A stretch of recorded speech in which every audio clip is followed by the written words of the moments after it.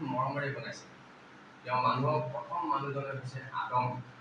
প্ৰথম মানুহজনে হৈছে আদম, আৰু আদমক বহুত মৰমেৰে তেওঁ বনাইছে, মাটিৰে বনাইছে।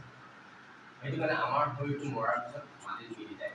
কিছুমানে জ্বলাই দিয়ে, কিছুমানে পুতি দিয়ে, মাটিতে মিলি যায়। কাৰণ কি আমাক মাটিৰ পৰা লোৱা হৈছে।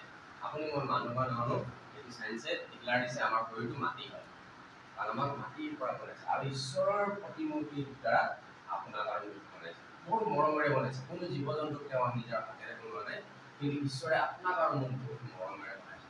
সেইটো কাৰণে আপোনাক আৰু মোক নষ্ট হোৱাটো ঈশ্বৰে নিবিচাৰে। আপুনি মই বেয়া হৈ যোৱাটো, আপুনি মই শৰীৰটো নষ্ট হৈ যোৱাটো ঈশ্বৰে নিবিচাৰে। ইয়াতে কি বুলি কৈছে ঈশ্বৰে?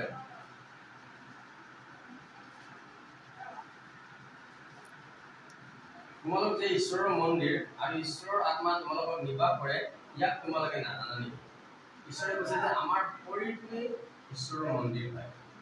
যেতিয়া আমাৰ বিপদ পৰে বা ভয় কৰোঁ,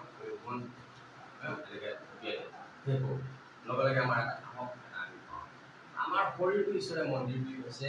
আৰু আপোনাৰ শৰীৰতে ঈশ্বৰে থাকিব বিচাৰে, আপোনাৰ শৰীৰতে।